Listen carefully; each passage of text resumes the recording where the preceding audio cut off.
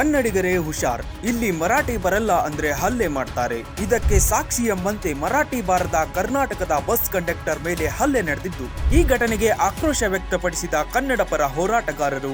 ಚಿತ್ರದುರ್ಗದಲ್ಲಿ ಮಹಾರಾಷ್ಟ್ರದ ಬಸ್ಸಿಗೆ ಕಪ್ಪು ಮಸಿ ಬಳಿಯುವ ಮೂಲಕ ಆಕ್ರೋಶ ಹೊರಹಾಕಿದ ಕನ್ನಡ ಪರ ಹೋರಾಟಗಾರರು.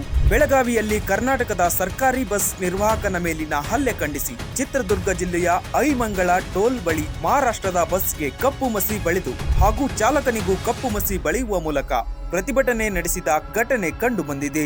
ನಿರ್ವಾಹಕನ ಮೇಲಿನ ಹಲ್ಲೆ ಮಹಾರಾಷ್ಟ್ರದ ಏಕೀಕರಣ ಸಮಿತಿಯ ಸದಸ್ಯರು ಹಲ್ಲೆ ಮಾಡಿದ್ದಾರೆ ಎಂದು ಆರೋಪಿಸಲಾಗುತ್ತಿದ್ದು, ಈ ಪ್ರತಿಭಟನೆಯನ್ನ ಕರ್ನಾಟಕ ನವ ನಿರ್ಮಾಣ ಸೇನೆ ಚಿತ್ರದುರ್ಗ ಜಿಲ್ಲಾ ಘಟಕದ ವತಿಯಿಂದ ಶುಕ್ರವಾರ ರಾತ್ರಿ ಈ ಹೋರಾಟವನ್ನ ನಡೆಸಿದ್ದು, ನವನಿರ್ಮಾಣ ಸೇನೆಯ ಜಿಲ್ಲಾಧ್ಯಕ್ಷರಾದ ತಿಪ್ಪೇಸ್ವಾಮಿಯವರ ನೇತೃತ್ವದಲ್ಲಿ ಮಹಾರಾಷ್ಟ್ರಕ್ಕೆ ಸೇರಿದ ಬಸ್ಸಿನ ಮೇಲೆ ಕಪ್ಪು ಮಸಿ ಬಳಿಯುವ ಮೂಲಕ ಜೈ ಕರ್ನಾಟಕ ಜೈ ಕನ್ನಡ ಎಂದು ಬರೆದು ಹೋರಾಟ ನಡೆಸಿ ತಮ್ಮ ಆಕ್ರೋಶವನ್ನ ಹೊರಹಾಕಿದ ಘಟನೆ ಕಂಡು ಬಂದಿದೆ.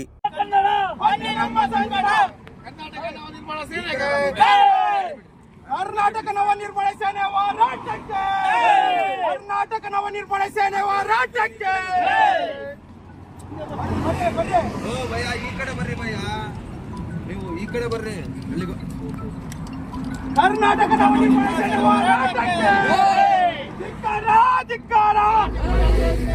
ಮರಾಠಿ ಪುಂಡರಿಗೆ, ಮರಾಠಿ ಪುಂಡರಿಗೆ.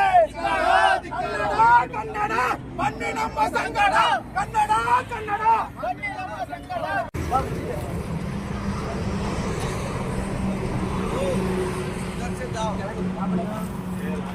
उधर से नहीं जाने का।